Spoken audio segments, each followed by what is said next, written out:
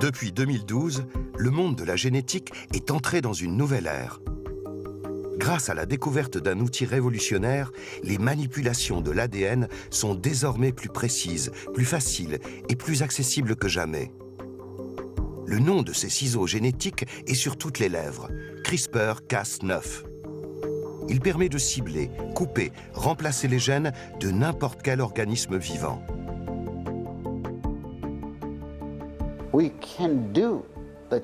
C'est la première fois qu'on peut changer des lettres, induire des mutations ou corriger des erreurs dans le génome de manière aussi efficace, rapide et précise. Des expériences qu'on ne faisait qu'imaginer, en se disant « j'aimerais faire ça un jour, si j'avais l'argent et l'énergie nécessaires », deviennent possibles, et vous pouvez le faire dès la semaine prochaine. En seulement quelques années, cette découverte a fait voler en éclats l'horizon de la recherche et ouvert la porte aux plus grands espoirs. Avoir accès à l'ADN et au noyau des cellules ouvre la porte à une approche curative entièrement nouvelle. Aller là où tout est programmé, là où les mutations qui sont la cause des maladies résident. Je crois que ça va changer notre façon de pratiquer la médecine dans l'avenir. C'est Star Trek. Le rêve d'un monde sans chirurgie, où il n'y a plus de mort à cause d'une chimiothérapie. Mais à la place, quand le docteur dans Star Trek vous fait juste une petite injection, quelque chose dans votre corps se reconstruit tout seul. Avec CRISPR-Cas9, le rêve de réparer nos gènes, de soigner les plus grandes maladies, est aujourd'hui à portée de main. Cette technologie nous donne un pouvoir d'intervention immense, tant sur notre propre espèce que sur l'écosystème planétaire. Jusqu'où irons-nous? Il est temps de découvrir ce qui incube dans les tubes à essai des laboratoires et de décider si nous voulons ou non une humanité sur mesure.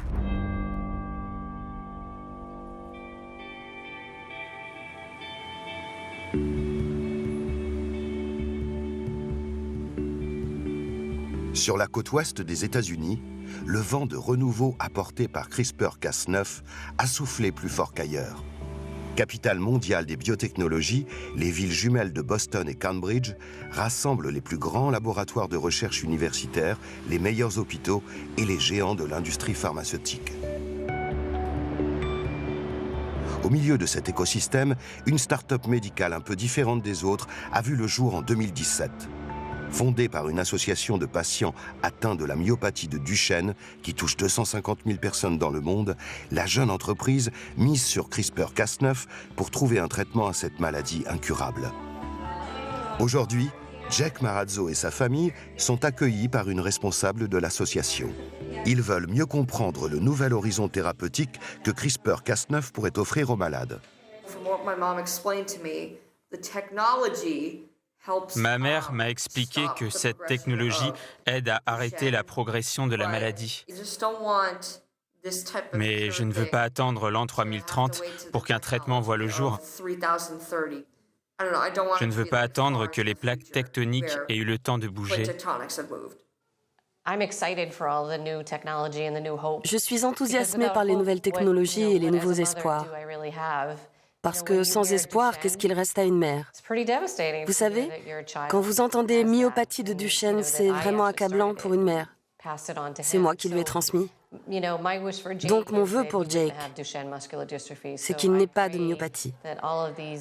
Et je prie pour que toutes les technologies comme CRISPR soient vite au point. Nous avons besoin de quelque chose rapidement. Il a déjà 14 ans. En attendant, nous profitons de la vie au maximum. Jack a été diagnostiqué à l'âge de 8 ans de la myopathie de Duchenne. Touchant d'abord les membres inférieurs, la maladie atteint progressivement l'ensemble des muscles, y compris respiratoires et cardiaques. Les personnes atteintes survivent rarement au-delà de 30 ans. Cette maladie neuromusculaire est transmise héréditairement par l'ADN. Et c'est dans le noyau des cellules que se trouve l'ADN. Tout être vivant suit les instructions qui s'y trouvent pour se développer, fonctionner et se reproduire. Dans le noyau d'une cellule humaine, on trouve 46 filaments d'ADN condensés à l'extrême. Ils rassemblent chacun des centaines de segments d'informations fondamentaux, les gènes. Vu de près, chaque filament forme une double hélice, constituée de 2 chaînes de molécules. L'ordre dans lequel se succèdent ces molécules, leur séquence, est essentiel. Une simple erreur de codage sur un gène peut suffire à provoquer de graves pathologies. Dans le cas de la myopathie, le défaut génétique empêche la fabrication d'une protéine indispensable à la santé des fibres musculaires, la dystrophine. La mission de Cure-Duchenne est d'identifier les recherches qui pourraient aboutir à un traitement pour la myopathie de Duchenne. Et nous avons découvert par hasard les recherches du Dr Olson avec CRISPR. Et d'après les premiers résultats, c'est une des recherches les plus prometteuses que nous ayons jamais vues. En résumé, il n'y a eu aucune hésitation de notre part au moment d'investir 5 millions de dollars provenant de nos donateurs à un stade précoce de la recherche. Eric Olson dirige le laboratoire de biologie moléculaire de l'Université du Texas à Dallas. Depuis 3 ans, avec CRISPR, il tente de réparer les erreurs génétiques qui causent la myopathie de Duchenne en intervenant sur des souris. La preuve des premiers succès de cette recherche réside dans ces 2 images. À gauche, des cellules musculaires du cœur souffrant d'une production insuffisante de dystrophine. À droite, les mêmes cellules qui ont pu se reconstituer après correction du gène déficient. Une réparation complète qui ouvre un espoir immense. Avec cette nouvelle méthode, est-ce que je pourrais être comme tout le monde, contrairement à ce que je suis aujourd'hui? Ce que je peux vous dire, c'est que jusqu'à maintenant, les résultats vont au-delà de nos espérances. Ce qui est sûr, c'est que dans les animaux testés, nous pouvons non seulement restaurer la protéine manquante, mais nous pouvons également restaurer la force musculaire de ces animaux. Bien sûr, mais notre préoccupation à nous, ce sont les humains. Dans combien de temps pensez-vous qu'on pourrait avoir des essais sur l'homme? C'est toujours la question la plus difficile, et je dois avouer que je n'ai pas de réponse précise. J'imagine que d'ici quelques années, si tout se déroule comme prévu, nous pourrons envisager d'avoir des applications pour les patients. Je parle d'années, bien sûr, pas de mois, mais pas non plus de décennies. Vous vous rendez bien compte qu'il s'agit de la technologie la plus révolutionnaire en sciences. Être capable de corriger une erreur dans le génome humain. Vous imaginez? C'est juste extraordinaire de penser qu'on puisse faire ça. C'est presque de la science-fiction. Oui, c'est vrai que ça y ressemble. Pour remonter aux origines de cette découverte révolutionnaire, il faut se rendre à Berlin pour rencontrer Emmanuelle Charpentier. Cette biologiste française s'est fait connaître du monde entier en dévoilant en 2012 l'outil CRISPR-Cas9. La publication de son article bouleverse immédiatement la communauté scientifique. C'est avec l'aide de l'américaine Jennifer Doudna qu'elle réussit son coup de génie. Détourner un mécanisme présent chez les bactéries pour en faire un ciseau génétique à portée de tous.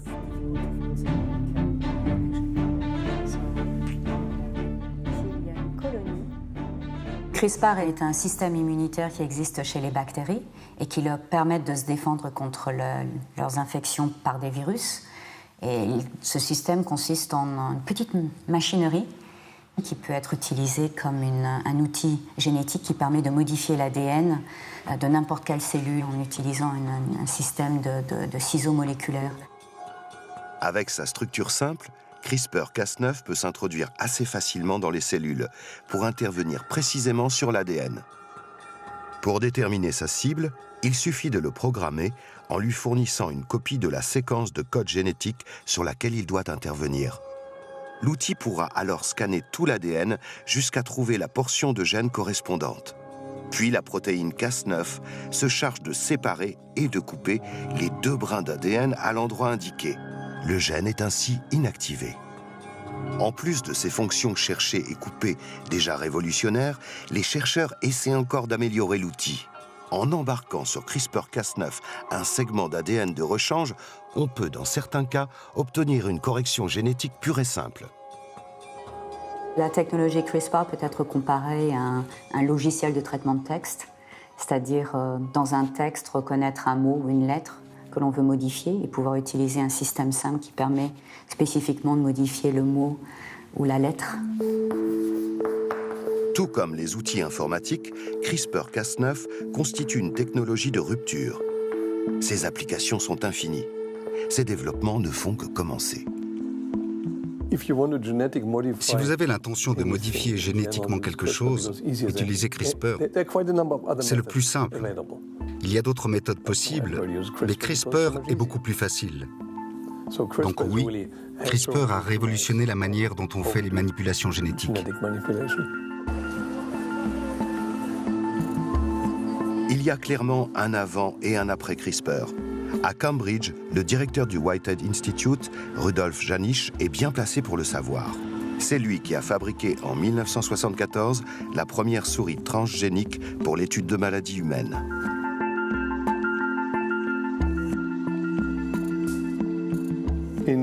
Avant CRISPR, il fallait avoir des compétences très particulières pour faire une souris transgénique.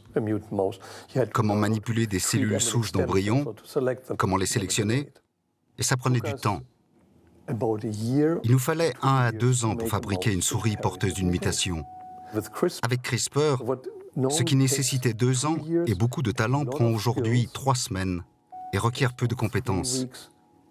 C'est un peu excessif de le dire, mais un idiot pourrait le faire.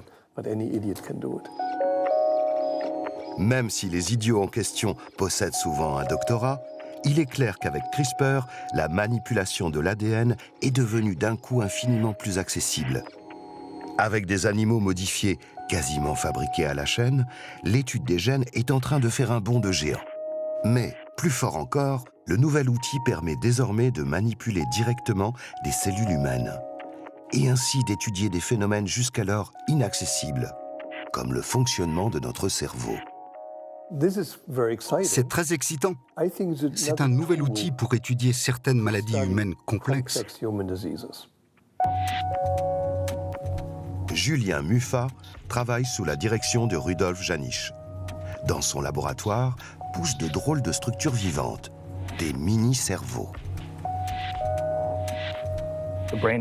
Le cerveau est un organe structuré, avec des couches, un cortex, de nombreux types de cellules, et nous pouvons en partie reproduire cela en laboratoire. Ces modèles, obtenus avec des cellules souches, sont de formidables terrains d'expérimentation pour CRISPR-Cas9. Pour la première fois, grâce aux ciseaux génétiques, des maladies dégénératives comme Alzheimer ou Parkinson peuvent être étudiées sous un jour complètement nouveau. Nous utilisons CRISPR pour provoquer la mutation de certains gènes et voir comment cela affecte le développement normal de ces mini-cerveaux. Si cela a un rapport avec la maladie d'Alzheimer, et comment agir pour que cela soit intéressant d'un point de vue thérapeutique. Nous ne mettons pas au point de thérapie génique ou cellulaire directement pour les patients, mais c'est toujours dans un coin de notre tête. Grâce à CRISPR-Cas9, la compréhension du vivant s'accélère. Les perspectives de thérapie se rapprochent. Pour certaines maladies, comme Alzheimer, c'est un pari sur l'avenir. Pour d'autres, ça se joue maintenant. L'une des plus grandes maladies de notre époque est en tête de liste des cibles de CRISPR, le cancer.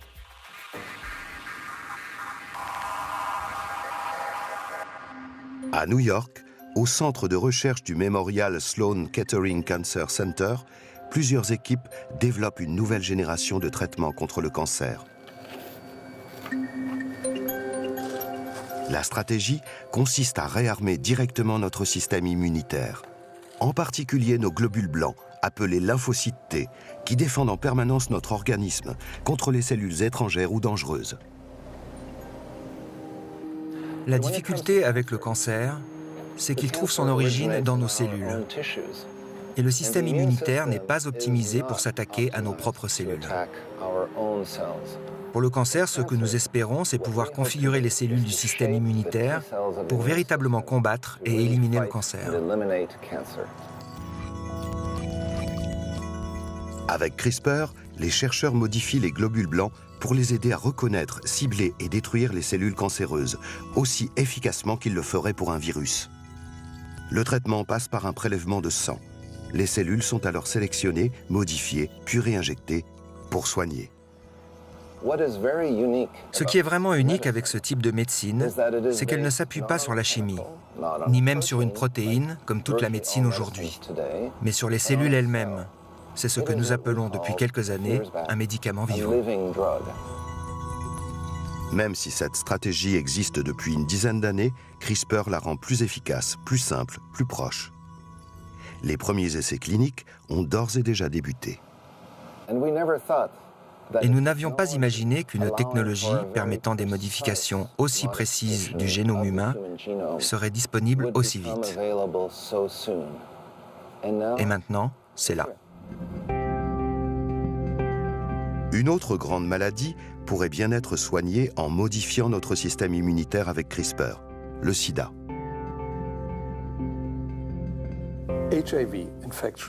L'infection par le virus HIV est vraiment dévastatrice. Le virus infecte certaines cellules du système immunitaire et les tue. C'est ce qui déclenche la maladie.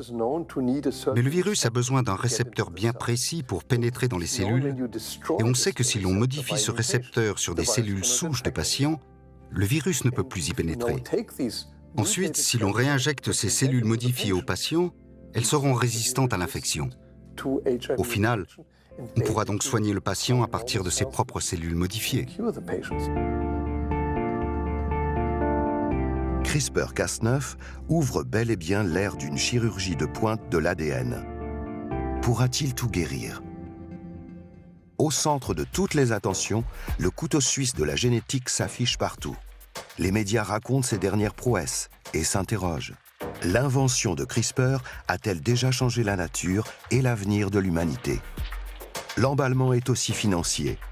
Tandis que la liste de maladies qui pourraient être éradiquées par CRISPR s'allonge, les montants investis dans les startups et la recherche s'envolent. Dans cette phase, riche en expectatives, certains restent prudents. D'autres n'hésitent pas à laisser entrevoir un monde sans maladie.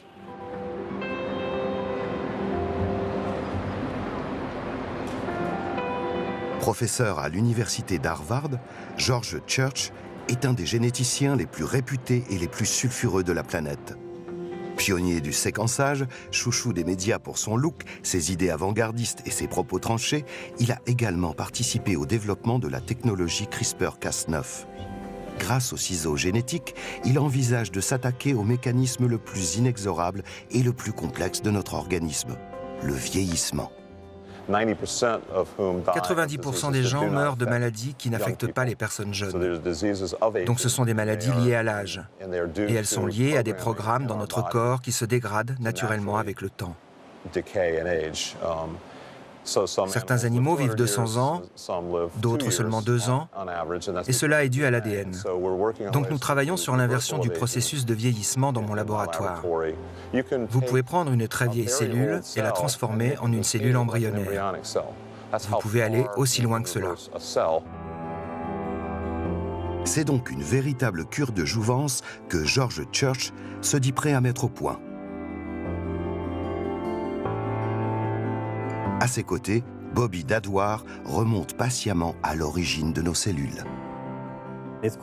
La manière dont nous menons cette recherche est assez excitante. Nous ne travaillons pas sur des animaux, on ne fait pas ça sur des souris, des vers ou des mouches drosophiles comme on le ferait habituellement. Nous travaillons directement sur des cellules humaines.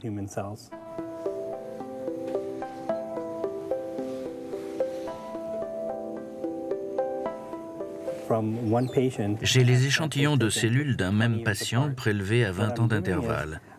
Et j'étudie les cellules les plus âgées pour voir ce que je peux faire pour les ramener à un état plus jeune. Vos gènes sont les mêmes, que vous ayez 90 ou 20 ans. La différence, c'est la manière dont ces gènes sont régulés. Avec CRISPR, nous pouvons activer et tester les principaux régulateurs de la cellule pour trouver lesquels sont les plus utiles pour pouvoir inverser le processus de vieillissement. Quand on parle aux gens de vivre plus longtemps, quand j'en parle à mes parents par exemple, ma mère en particulier, elle ne veut pas vivre très longtemps, elle ne veut pas vivre au-delà de 100 ans, si elle n'est pas capable de s'occuper d'elle-même. Donc, c'est très important de le dire. Il ne s'agit pas que de vivre plus longtemps, il s'agit de vivre plus longtemps et en meilleure santé. Nous régénérer. Voilà l'objectif que semble poursuivre le professeur Church et ses collaborateurs. Il utilise aussi CRISPR-Cas9 pour répondre à un problème bien concret, le manque d'organes pour les gens en attente de greffe. Suite à des premiers travaux menés dans le laboratoire du professeur Church, la jeune chercheuse Luan Yang a pris la tête d'une start-up visant à développer la commercialisation d'organes issus de porcs génétiquement modifiés. À son lancement, la société a levé 38 millions de dollars. eGenesis a été fondée en 2015 par le docteur George Church et moi. Et la mission de eGenesis est de créer un monde où il n'y a pas de pénurie d'organes. Il y a des millions de patients dans le monde qui attendent des organes et il n'y a aucune solution médicale. Mais Luan Yang fait le pari de relancer une solution dans l'impasse depuis longtemps, la xénotransplantation. Le principe, utiliser des organes d'animaux comme ressource alternative pour faire face au manque de dons. Les gens ont cherché à mettre en œuvre la xénotransplantation pendant des décennies sans succès. Cela est dû à deux obstacles techniques, un problème immunologique et un problème de rejet. C'est pourquoi l'industrie a abandonné la xénotransplantation. Et c'est là que nous avons pensé que CRISPR-Cas9 pouvait entrer en jeu. Le porc est l'un des meilleurs candidats pour nous fournir des pièces de rechange. Il a des organes d'une taille très similaire aux nôtres et une forte proximité biologique avec l'humain. Mais il est aussi porteur de plusieurs virus, inoffensifs pour lui, mais qui pourraient infecter l'homme. Un problème dont Luan Yang est venu à bout d'un coup de ciseau génétique. La beauté de CRISPR comparée aux outils précédents, c'est son côté multitâche. En injectant une seule protéine Cas9 avec plusieurs séquences guides, on peut attaquer plusieurs cibles dans le génome en même temps. En 2015, un membre de notre équipe a publié une étude démontrant qu'il est possible d'éliminer l'ensemble des 16 virus présents dans le génome du cochon. Et tout le monde a été très excité par cette nouvelle, notamment pour une raison. Nous avions battu le record du nombre des modifications que l'on peut faire en une seule fois. De ses premiers succès en laboratoire, George Church et Luan Yang sont passés à l'étape supérieure, créer une lignée de porcs génétiquement modifiés. C'est dans une animalerie comme celle-ci, en Chine, que sont nés en 2017 leurs premiers porcelets. Les bébés sont en parfaite santé. Ici, dans une annexe de l'Institut de biomédecine de Canton, se poursuivent des travaux identiques à ceux de eGenesis. Cet élevage n'est pas destiné à la consommation alimentaire, mais bel et bien à la création d'une race porcine, adaptée à la production de reins, de poumons ou de cœurs pour notre espèce. Grâce aux techniques d'édition du génome comme CRISPR-Cas9, combinées aux techniques de clonage, nous pouvons éliminer les gènes qui posent problème chez le porc et y ajouter les gènes qui lui manquent. Nous espérons ainsi rendre possible la transplantation d'organes du porc à l'homme. Pour parvenir à une parfaite compatibilité, le challenge de eGenesis est maintenant d'introduire dans le génome du porc des gènes qui le rapprochent de nous. En d'autres termes, d'humaniser le cochon. Nous tentons de réaliser plusieurs types de modifications pour imiter le système immunitaire de l'espèce humaine. Et une fois que l'efficacité et la sécurité seront garanties, nous pourrons implanter les organes dans des patients.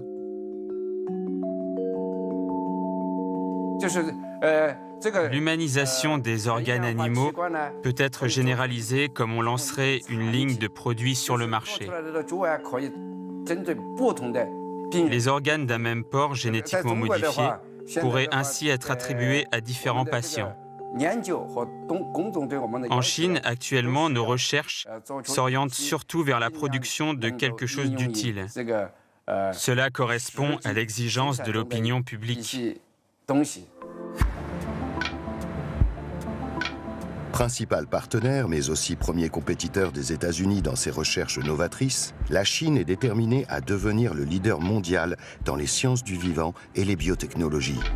Et elle compte bien être prise au sérieux.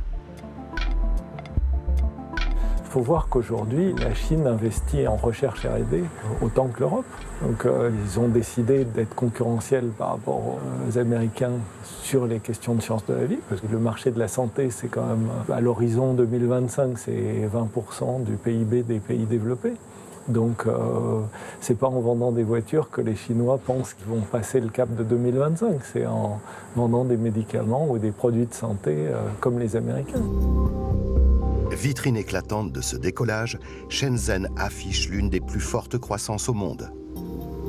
Aux côtés des industries de pointe dans le domaine de l'énergie et de l'informatique, les biotechnologies ont pris une place prépondérante. Née à la fin des années 90, pour participer à la grande aventure du décodage du génome humain, la firme BGI est devenue en moins de 20 ans le plus important centre de séquençage de la planète. Le monde entier envoie ses échantillons d'ADN pour obtenir le décodage de l'ensemble des informations génétiques qu'il contient. Fort de cette puissance de feu unique, en 2016, le gouvernement chinois décide de lancer un projet colossal, la China National Gene Bank, véritable arche de Noé génétique. Il confie à BGI et à son flamboyant président le soin de superviser le projet. Mes collègues et moi-même avons un rêve qui se compose de deux parties. La première est de séquencer toute l'humanité. Et la seconde partie de ce rêve est de séquencer absolument tout sur Terre.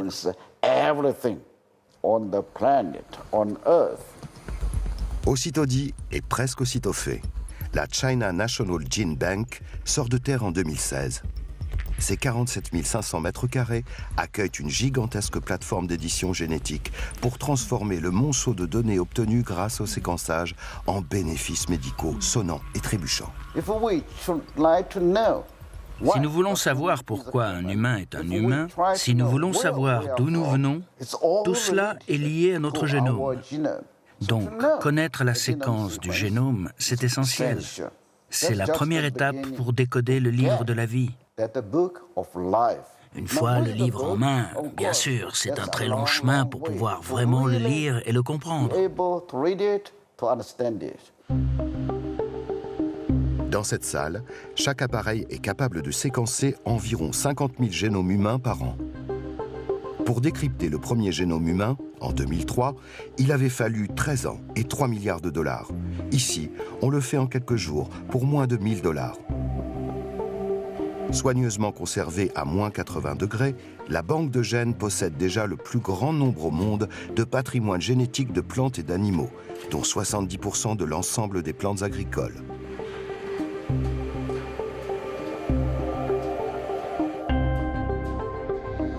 Une armée de chercheurs et de laborantins, dont la moyenne d'âge est de 27 ans, s'attelle chaque jour à décrypter, comprendre, recopier et modifier avec CRISPR le matériel génétique à leur disposition et décoder le grand livre de la vie pour soigner et créer de nouvelles espèces. L'ensemble est classé dans un superordinateur de 60 pétaoctets, un stockage numérique équivalent à 120 millions de films.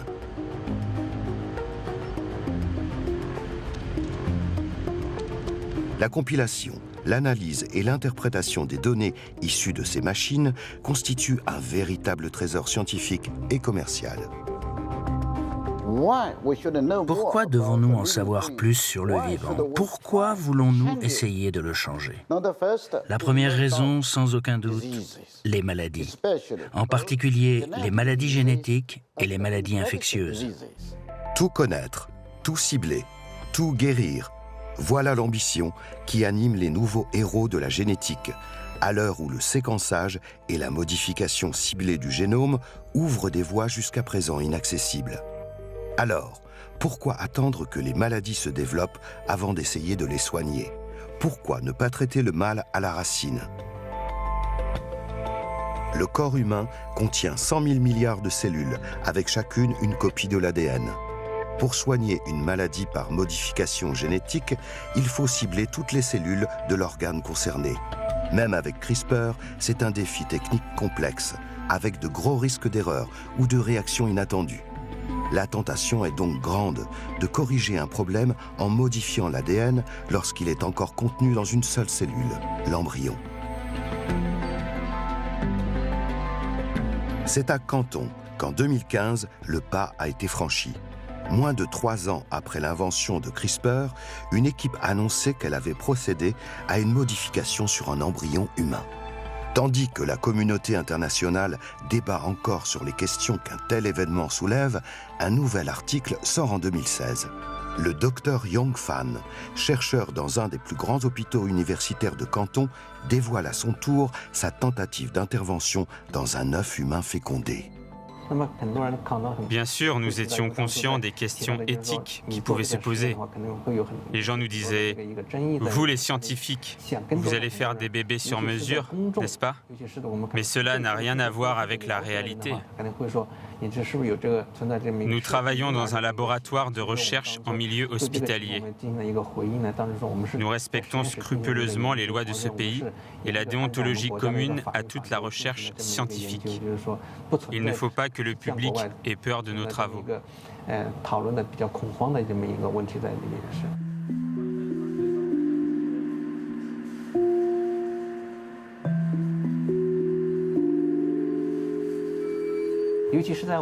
Par exemple, en Chine, nous avons une forme fréquente de maladie héréditaire du sang, la bêta-thalassémie. C'est pour cette raison que les chercheurs chinois travaillent beaucoup sur cette maladie. Dans la région du Guangdong, cela concerne 13% de la population, soit plus de 10 millions de personnes. Actuellement, les gens ne peuvent être soignés qu'une fois la maladie déclarée. Ce que nous cherchons à faire, c'est prévenir la maladie au niveau du gène, avant la naissance.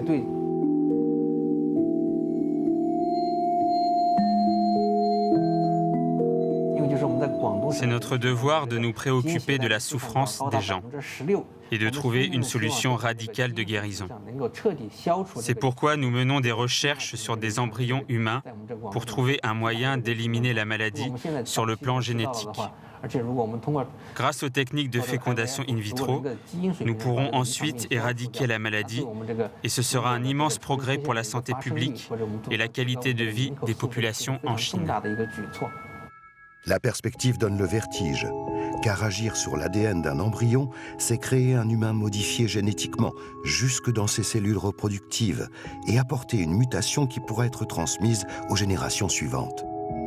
Bien qu'on soit encore au stade de recherche fondamentale, avec des embryons détruits au bout de quelques jours, l'annonce des premiers travaux chinois sur un bébé en devenir provoque immédiatement un branle-bas de combat dans le milieu scientifique. Devons-nous faire cela? Devons-nous ne serait-ce qu'envisager de changer le génome humain des générations futures? Devant le fait accompli, il est grand temps de se poser ces questions. Mais il semble déjà trop tard pour appuyer sur le bouton pause. Là où on a été pris de vitesse par l'évolution des choses et où on a conclu à une évidence dès l'automne 2015, c'est l'impossibilité d'arrêter la machine. L'idée qu'on aurait pu réunir en un seul endroit toutes les personnes capables d'utiliser la technique CRISPR et leur demander de s'arrêter pendant 1 an est apparue immédiatement à tout le monde comme juste impossible. Est-ce possible d'harmoniser les règles et les lois dans le monde entier? Non. Est-il possible de faire respecter les lois partout dans le monde? Non. Et est-il possible de dire qu'il n'y aura jamais aucun voyou qui franchira les limites et fera des choses que nous considérons contraires à l'éthique ou la sécurité? Non. Mais nous pouvons minimiser cette possibilité. L'électrochoc provoqué par les travaux chinois sur les embryons pousse les scientifiques à réagir. Fin 2015, les académies des sciences chinoises et américaines convoquent ensemble un grand sommet. La question des lignes rouges est posée, car dans les 2 pays leaders, aucune législation n'empêche de procéder à des recherches sur l'embryon, ni même en principe de faire naître un bébé modifié. Sur la question de l'embryon, il est clair qu'on est dans une tour de Babel juridique. Vous avez des pays avec une totale prohibition et puis des pays avec un total libéralisme. Le sommet de 2015 était le résultat des préoccupations de la communauté scientifique. Comment utiliser la technologie CRISPR sur l'homme et dans quelles conditions on pourrait permettre ou interdire les manipulations génétiques sur les embryons humains. L'un des objectifs du sommet était de voir dans quelle mesure on pourrait harmoniser au niveau mondial les politiques nationales sur ce qu'on doit faire, ce qui pourrait être fait et ce qui ne devrait jamais être fait. À l'issue de longues discussions, les scientifiques semblent unanimes. La recherche doit continuer. L'opportunité de pouvoir un jour éradiquer une maladie au niveau de l'embryon est trop belle. Il n'est pas en soi immoral d'imaginer utiliser cette technologie pour ce qu'on appelle la modification de la lignée germinale qui changera vos enfants. Il ne s'agit pas de dire que vous devriez le faire, mais nous disons que c'est un choix qui revient à chaque gouvernement. Nous ne considérons pas que cela doive absolument être interdit. On ne peut pas faire marche arrière. On ne peut pas dire « Hey, on va tout arrêter ». Un scientifique a la liberté d'explorer l'inconnu, n'est-ce pas? À notre avis, les modifications ciblées du génome devraient être autorisées, même à des fins reproductives, s'il n'y a pas d'alternative pour les maladies concernées. Mais dire si une technologie sera bénéfique ou néfaste, c'est à la société d'en décider. Ça ne peut pas être une décision scientifique.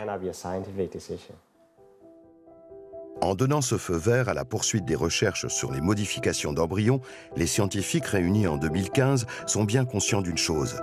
Leur décision concerne la planète entière. L'enjeu est écrit noir sur blanc dans les conclusions finales du sommet. Une fois introduites dans la population humaine, les altérations génétiques seraient difficiles à retirer et ne resteraient pas cantonnées à une seule communauté ou un seul pays. La discussion ne doit pas rester dans les mains des scientifiques, mais il ne faut pas s'attendre à ce qu'elle concerne 7,5 milliards de personnes. La vérité se situe au milieu. Il faut engager le dialogue avec des gens exprimant différentes opinions. Vous n'arriverez pas à avoir tout le monde, mais vous pouvez au moins essayer. La révolution CRISPR est arrivée si vite qu'elle a pris tout le monde par surprise. Mais pour permettre aux citoyens de s'approprier le débat, un nouveau courant de sciences populaires propose de démocratiser la recherche.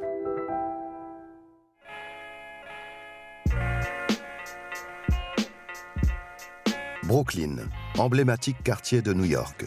En marge du monde académique, c'est ici qu'est né le premier laboratoire communautaire, il y a une dizaine d'années. Vous devez ramasser le plus de cellules possible. Puis ouvrez ça et tournez-le doucement à l'intérieur. Ça devrait suffire comme ça. Dans ces lieux de pratique ouverts et participatifs, des biologistes amateurs ou de simples curieux viennent se frotter aux enjeux de la recherche. Vous voyez au fond cette chose blanche? Regardez si vous en avez une. C'est là qu'on voit si vous êtes des robots ou non. Les laboratoires communautaires existent indépendamment de toute autre organisation. C'est une initiative citoyenne. Ça veut dire que vous pouvez y faire ce que vous voulez. Vous n'avez pas besoin de financement, vous pouvez travailler sur quelque chose qui ne rapportera jamais rien, mais qui pourrait s'avérer utile pour l'humanité ou juste pour vos voisins.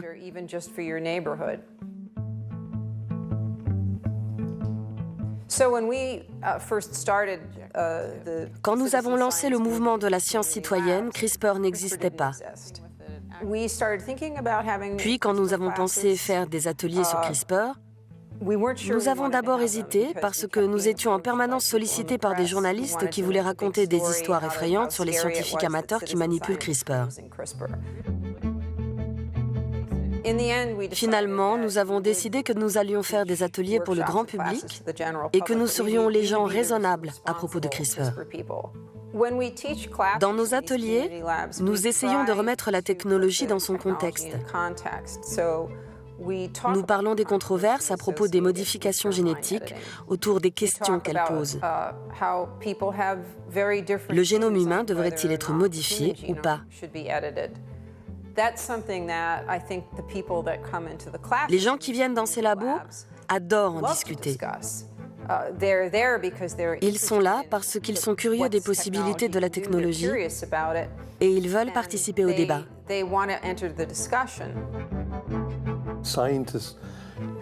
Les scientifiques ont l'obligation d'expliquer ce qu'ils font au public. Quels sont les débouchés et quels sont les risques de ce que nous faisons. Et il y a beaucoup de malentendus sur ces sujets. Nous devons donc expliquer la recherche scientifique aux législateurs, mais aussi au grand public, pour que les gens soient vraiment informés. Pour permettre aux citoyens de débattre, les scientifiques devront d'abord répondre à une question primordiale, la sécurité. Pour l'instant, les essais aboutissent principalement à des échecs. Mais la recherche s'intensifie et tôt ou tard, on y sera. Sans s'interdire sur le principe de pouvoir guérir des embryons un jour, il faut se donner les moyens de le faire dans des conditions de sécurité et d'efficacité qui permettent d'en faire un traitement et pas seulement un jeu pour laboratoire. Là, il faut que ce soit du 100%, il faut que ça marche à tous les coups. Tout changement de l'ADN d'un embryon, bénéfique comme accidentel, sera transmis aux générations futures. On en frémit d'avance. Quel seuil de sécurité sera exigé? Et même si un jour une garantie complète est apportée, le débat n'est pas clos, car la technique ouvre une autre perspective, celle de l'amélioration de l'être humain. Cela ouvre la porte à la question « Que pouvons-nous modifier ?» Plus cela deviendra commun, plus on peut se demander où cela s'arrêtera. Comment, au fil du temps, on passe du nécessaire au souhaitable, puis à ce que l'on aimerait avoir en dehors de toute considération de santé. Donc, quand on parle de modifier des embryons humains, il y a toujours le spectre de l'eugénisme à l'horizon.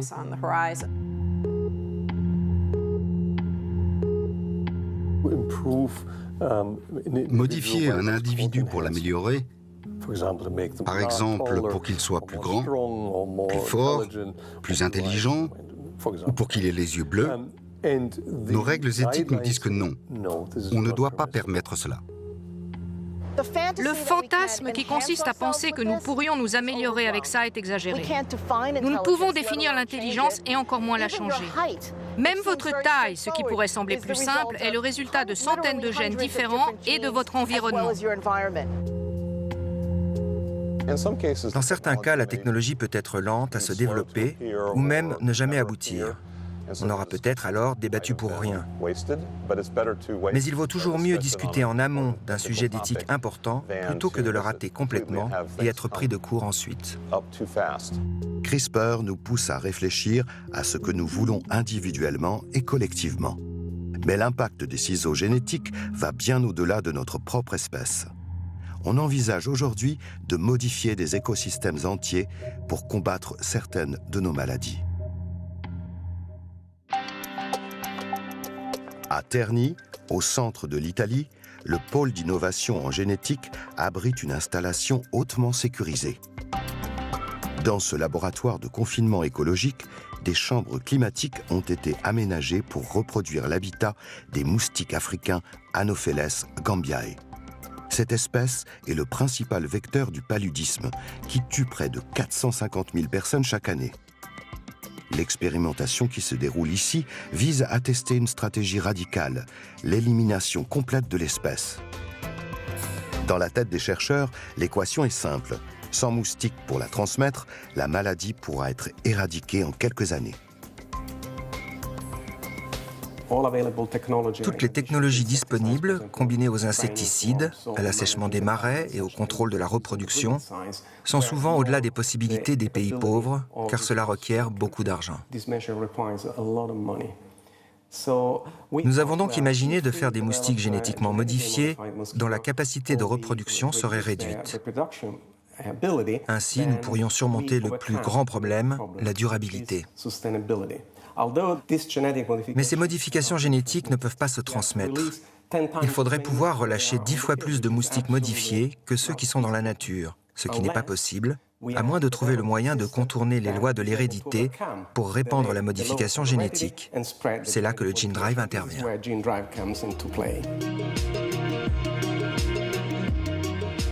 Le gene drive, qu'on peut traduire en français par forçage génétique, est une modification programmée pour se répandre de façon accélérée au sein de toute une population. En temps normal, un gène porté par un parent n'a qu'une chance sur 2 d'être transmis. Grâce au gene drive, dès qu'un individu modifié se reproduit, il impose son gène trafiqué à l'ensemble de sa descendance.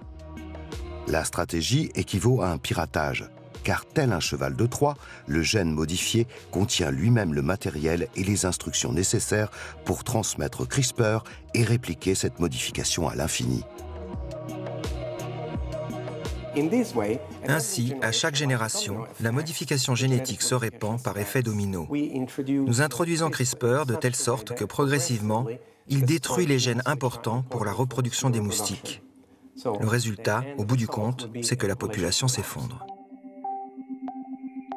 Le forçage génétique fournit un moyen d'action inédit et puissant. Son potentiel pour l'éradication d'une maladie est énorme. Les risques pour l'environnement aussi. D'un côté, vous avez des centaines de milliers de vies humaines qui peuvent être épargnées. 438 000 morts l'année dernière.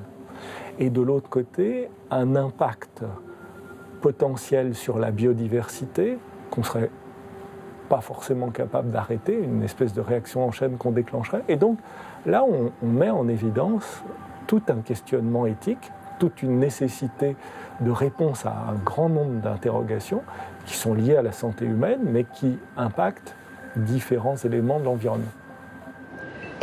En termes de risque, notre capacité à évaluer sur le long terme les conséquences de nos interventions sur l'environnement est extrêmement limitée. Ce sont des procédés complexes dont les effets se développent sur de nombreuses années. Comment réagir à cela? De combien d'informations avons-nous vraiment besoin avant de décider de le faire? Parce que, en fait, nous n'avons aucune idée de l'impact que cela aura sur les écosystèmes. Nous serons en mesure de fournir beaucoup d'informations. Combien de temps il faudra à la modification génétique pour se répandre? Est-ce qu'elle se transmet à des espèces proches? On pourra vérifier s'il y a des traces d'ADN de ces moustiques chez leurs prédateurs. On pourra évaluer les paramètres écologiques, évaluer la sécurité et produire ce qu'il faut pour passer à la phase 3. Une installation confinée sur le terrain avant de pouvoir relâcher les moustiques dans la nature. La suite de cette histoire n'est pas encore écrite. Quels moyens seront trouvés pour étudier encore plus finement les conséquences possibles avant de procéder à des tests grandeur nature? Et qui décidera de procéder à ces tests? Et il y a une urgence à ce que ça ne soit pas, la décision ne soit pas limitée à quelques laboratoires des pays développés, mais qu'on implique des populations, parce que où est-ce qu'on va faire ce genre de manipulation? On va les faire en Afrique, ou on va les faire en Asie du Sud-Est, et c'est peut-être quand même aux Africains du Cameroun, du Gabon ou aux Vietnamiens de choisir s'ils veulent ou non qu'on teste ce genre de stratégie pour la promesse de les débarrasser du paludisme ou de la malaria, mais qui aujourd'hui n'est qu'une promesse.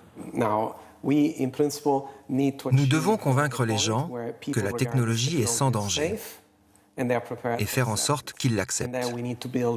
Pour cela, il faut bâtir un cadre international dans lequel l'ensemble des pays admettent que leurs voisins peuvent utiliser le gene drive. Parce que malheureusement, la technologie ne reconnaît pas les frontières politiques. CRISPR ouvre donc la voie à une véritable bio-ingénierie planétaire. Toutes les cartes sont rebattues, tous les domaines sont concernés. D'ailleurs, grâce aux formidables perspectives évoquées pour la santé humaine, on en aurait presque oublié un autre domaine majeur d'application de ces nouvelles techniques, l'agriculture. Et là encore, les nouveaux outils de la génétique changent radicalement la donne en rendant carrément caduque la réglementation en place sur les OGM. Aujourd'hui, la définition d'un OGM, c'est une plante au sein de laquelle on a apporté un gène étranger. Donc on a apporté un gène étranger pour lui conférer une propriété particulière. Par exemple, résister à une bactérie, résister à un virus, résister à un champignon. On peut aujourd'hui faire la même chose sans avoir besoin d'apporter un gène étranger et sans laisser de traces. Donc nous avons, et nous commençons à avoir des plantes qui ont fait l'objet d'une modification génétique, donc c'est des organismes modifiés par ingénierie du génome, on appelle ça maintenant des MOJ, mais qui ne répondent plus à la définition des OGM. Aux États-Unis, un universitaire a créé des champignons blancs génétiquement modifiés avec CRISPR